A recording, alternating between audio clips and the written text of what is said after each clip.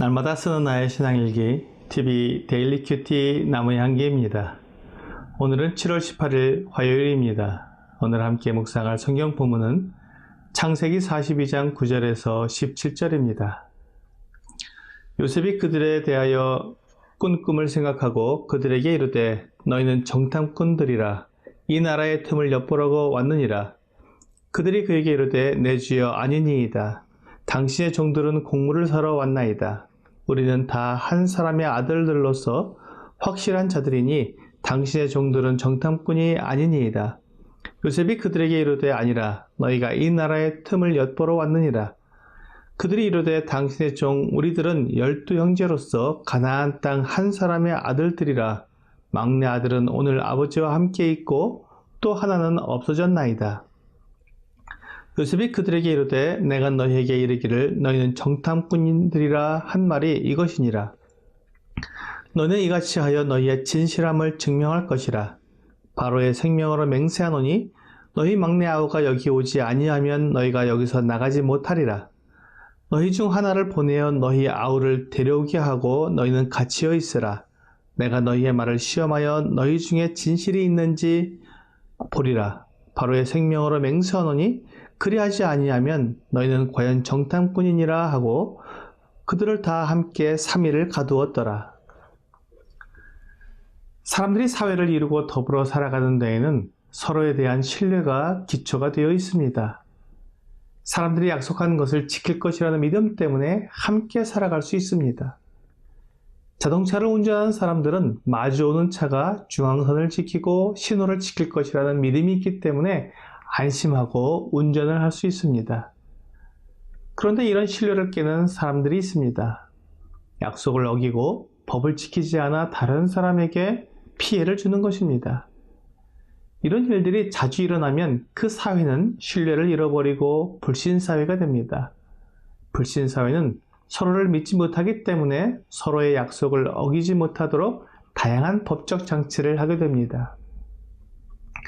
부동산 매매를 할 때 중개인이 입회하여 계약서를 쓰고 서로 도장을 찍었음에도 불구하고 혹시 사기 계약이 있기 때문에 그것을 등기소에서 확인을 하는 등 2중, 3중의 확인 절차를 거치게 됩니다.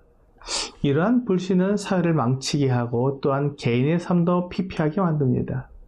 아무도 믿을 수 없는 사회 속에 살고 있는 사람들은 군중 속에 고독을 느끼며 아무도 자기를 알아주지 않고 믿을 수 없는 상황 때문에 외로움과 불안함으로 인해 각종 정신적인 병의 현상을 겪게 됩니다.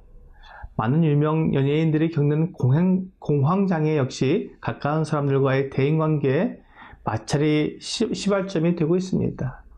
오늘 본문에서는 요셉이 형들을 시험하기 위해 형들이 하는 말을 믿지 않고 계속 정탐꾼이라고 몰아붙이는 모습이 나옵니다. 형들은 계속해서 그들이 정탐꾼이 아니라 단지 곡물을 사러 온 한 가정의 형제들이라고 사실대로 말합니다. 하지만 요셉은 형들의 중심이 어떤지 확인하고 싶어서 계속 형들을 어렵게 만들고 있습니다. 그러자 형들은 결국 그들의 모든 사정을 다 말해야 했고 요셉을 잃어버린 이야기까지 해야 했습니다. 이제 요셉은 형들에게 그들의 진실함을 증명해 보이라고 도촉했습니다. 그 진실함의 증명은 막내 아우를 데려오는 것이었습니다. 요셉은 그의 친어머니 라헬이 베냐민을 낳고 죽었기 때문에 베냐민에 대한 각별한 사랑이 있었습니다. 그런데 혹시 레아나 다른 첩들이 낳은 형들이 자신을 박해한 것처럼 베냐민도 박해하고 괴롭혔을지 모르기 때문에 베냐민을 보고 싶었던 것입니다. 만일 베냐민을 박해했다면 그들은 요셉에게서 용서받을 수 없을 것이지만 그들이 아버지 야곱과 베냐민을 잘 대하고 있다면 요셉의 용서를 받을 수 있을 것입니다. 요셉은 형들의 진실함을 보고 싶어서 베냐민을 데려오라고 요구했습니다. 그러면서 그들을 3일 동안 옥에 가두었습니다. 이제 형들은 자신들의 삶을 돌아볼 시간을 얻게 되었습니다. 그들이 지금까지 어떻게 살아왔는지 돌아보면서 자신들이 진실한 삶을 살아왔는지 아니면 속이고 빼앗는 삶을 살아왔는지 돌아보게 되었습니다. 우리에게도 이렇게 자신의 삶을 돌아보는 시간이 필요합니다. 내가 지금 가고 있는 이 길이 하나님 앞에서 올바른 길인지 내 욕심과 정욕을 위해 가는 길인지 돌아보아야 합니다. 그리고 이렇게 돌아보는 가운데 나의 실수나 잘못이 있다면 회개하고 돌이켜야 합니다. 하나님께서 모든 것을 다 아시기 때문에 기회가 있을 때 돌이켜야 합니다. 하나님의 심판의 자리에 서게 되면 너무 늦습니다. 야고보서 2장 18절은 어떤 사람은 말하기를 너는 믿음이 있고 나는 행함이 있으니 행함이 없는 내 믿음을 내게 보이라. 나는 행함으로 내 믿음을 내게 보이라 하리라고 말씀하고 있습니다. 우리가 말로는 나의 진실함을 얼마든지 말할 수 있지만 그것을 증명해 보이는 것은 나의 삶입니다.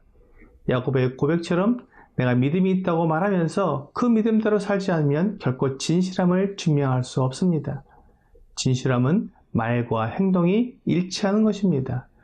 하나님은 우리가 믿음이 있다고 고백하고는 믿음이 없는 사람처럼 사는 사람을 향해 외식하는 자라고 말씀하십니다.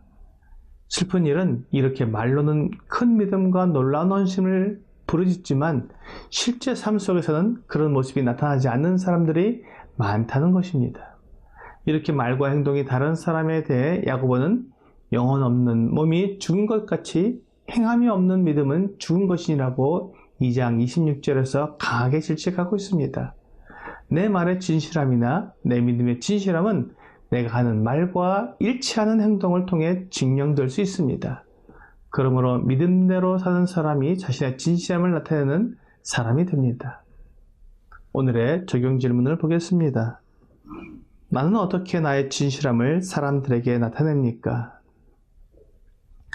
사람들 중에는 내가 얼마나 올바른 생각을 가지고 있고 얼마나 정확히 알고 있는지를 말하면서 내가 진실하다는 것을 말할 때가 있습니다.